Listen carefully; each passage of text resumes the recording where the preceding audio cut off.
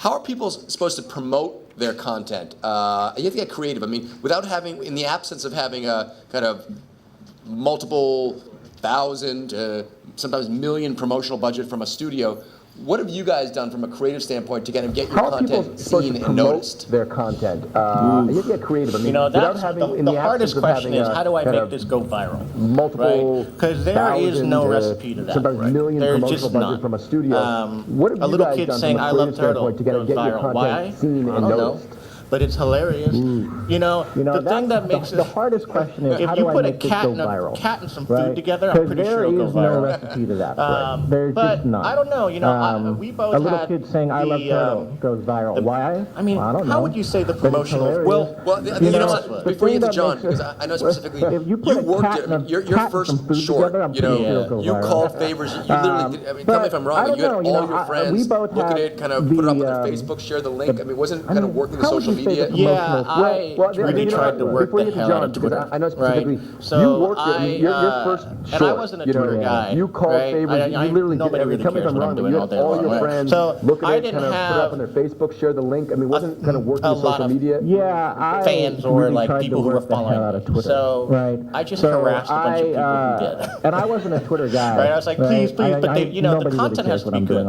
So they had to watch it first. I pulled in favors, like the RZA I knew from like mutual friend, and I knew he loved martial arts, right? So I just he watched it, he supported it. My sister happens to know Neil Patrick Harris. So I was like, watch it. I pulled in favors, he saw it, he promoted it. Like Felicia Day helped me out. So when you start to put those people and help cross-promote, he supported it. I think that's a great thing. You were telling me the story about, what's her name? Patrick Harris. So I was like, watch it. No, the girl who makes food for dummies. So when you start to put those people and help cross-promote. They all cross-promote each other. Yeah. Well, I was just going to say, you were telling me the story about, what's her name? I agree that you can't, no, there's no real recipe for the virus, right? Viral. Yeah.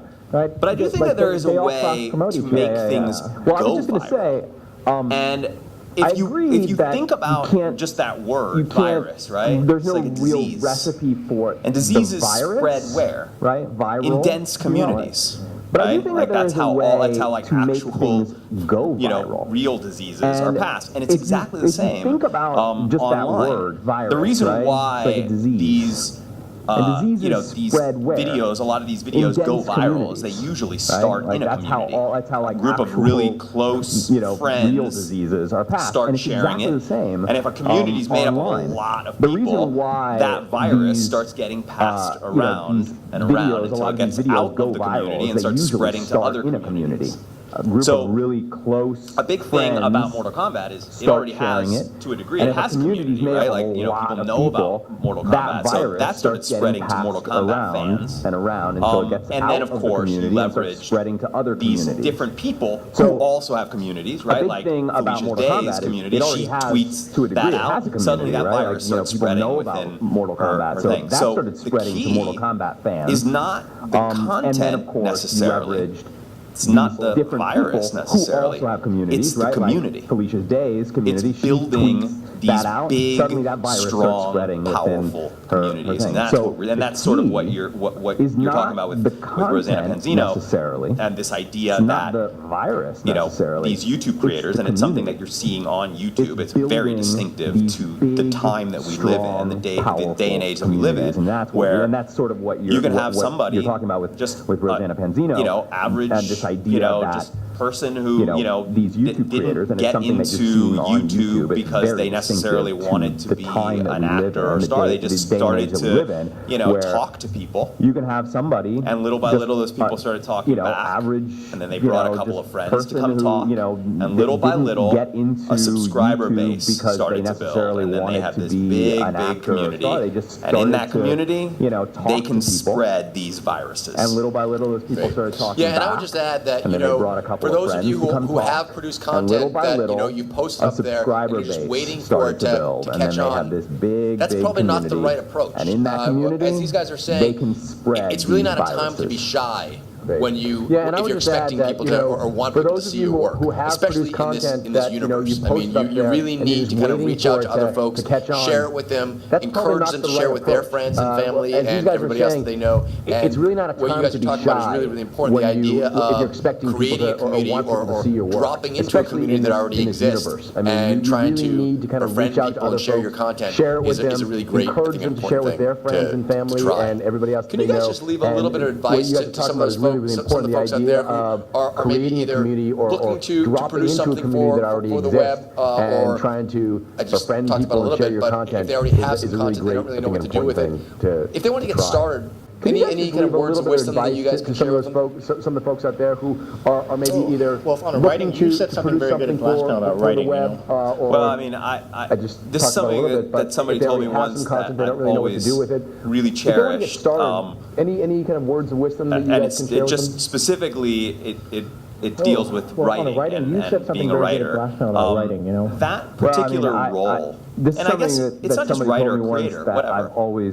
That role is the only role in the entertainment industry that doesn't require somebody to let you do it. If you want to direct, you need a script. You want to act, you need a script. Whatever. Right? Like every aspect of making a movie requires a writer to open up a laptop and start typing.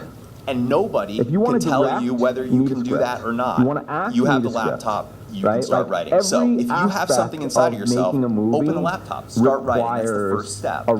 Because you have a power that no other person in this industry has. You have the laptop, you can start writing. So if you have something inside yourself, open the laptop, start writing. That's the first step. I've always because relied on myself to do a lot of the work because you'll find yourself like I met a person who had an idea for a show, right? She's like, so how do I come up and I have an idea for the show? I think it's really good. I was like, well, you should write a treatment, right? You should put together a treatment.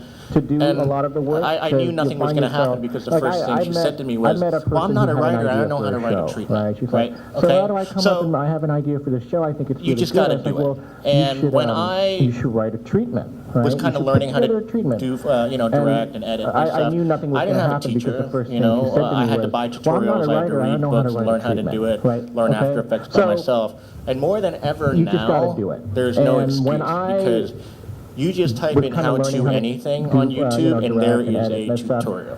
If you want to learn how to do visual effects, go to videocopilot.net, and I'm sure there's a tutorial on there. And more than ever now, even some free stuff. There's no excuse because and this, I'm going to say this because growing up, I didn't pay for all of these things. If you want to learn how to do visual effects, stole them.